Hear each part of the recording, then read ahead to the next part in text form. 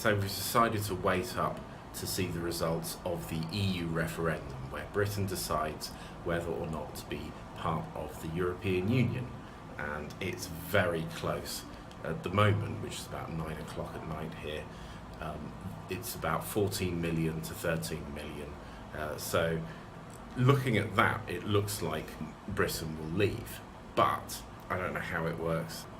If there's any difference between the length of time it takes to count the votes in different places, it means that possibly places that want to remain haven't been counted yet, but we'll see. It's going to be just really, really close. This is a very, very interesting thing, whatever happens really, because it means there's quite a divided country. It's a big thing being part of a larger union. People have fought wars over it. We're in one of the countries where that happened, so we'll see how it goes, but I can't go to sleep until I know what's going on. Okay, so here is, they call it a swingometer when I've watched elections, but this is the leaves, these are the remains, and it is just really close. So something this is doing, and it's a repeating pattern, is this vote's coming out 50-50, or near 50-50.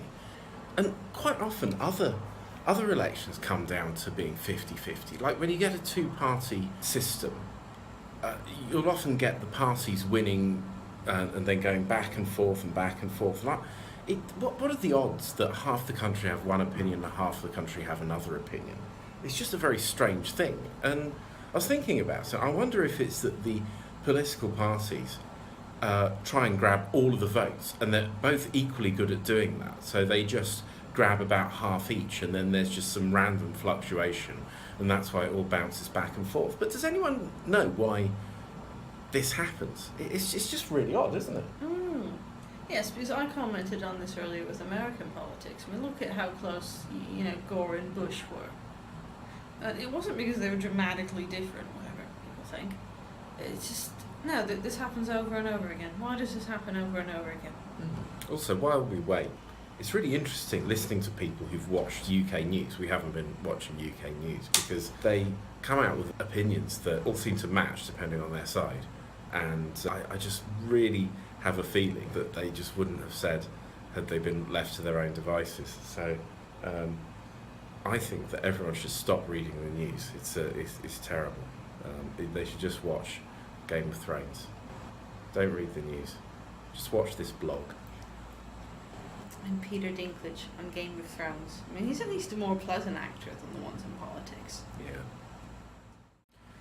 Okay, I'm getting very impatient. They've all had the same amount of time, but there's still 32 results to declare. Wouldn't they, if they had more people, have more people counting? Why does it take so long for some places to count their votes?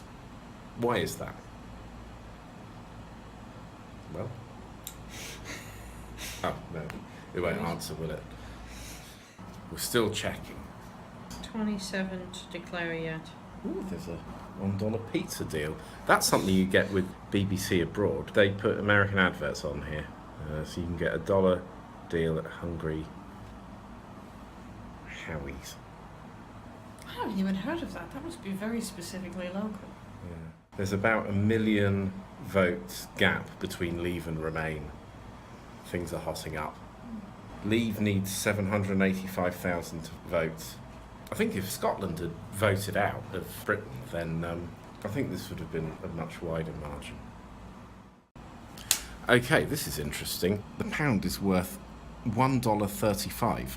It's dropped about 10 cents. So I wonder whether that's just an uncertainty thing, or whether it's because the market doesn't like Britain leaving or staying. God, I'm really tired. I don't want to, because we get up really early. We get up at like 5:30, and sometimes I get up at 5. Oh, this is just on the edge of when we can really stay up without it being a bad idea. But I think in this case it's too, I don't think we'd sleep that well wondering what the last 24 constituencies have done. What have we got? I need to count faster. It's still 24 left to declare. Yes. Alright, 20 results left to declare. Still in favour of Leave. Let's do another swipe. Let's see what it says. It's breached the 16 million mark. Right, this is take 57. Let's swipe Google Chrome and see if what's happening. 18 results left to declare. 16.2 leave. 15.1 stay. 12 remain. Let's do one more swipe. 9 remaining. Oh, 37,000 people. Will be the difference. While we wait for the final result, here's a picture of the kitten on Instagram. There you go. Okay, let's do another swipe. 8 results left to declare. 16.8 leave. 15.6 remain. That's it. The UK votes to leave the EU.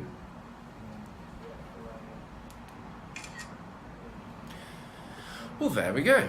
That's the result. I So- wasn't expecting that. I wasn't either, because I thought that they put a lot of effort into getting people to vote to remain.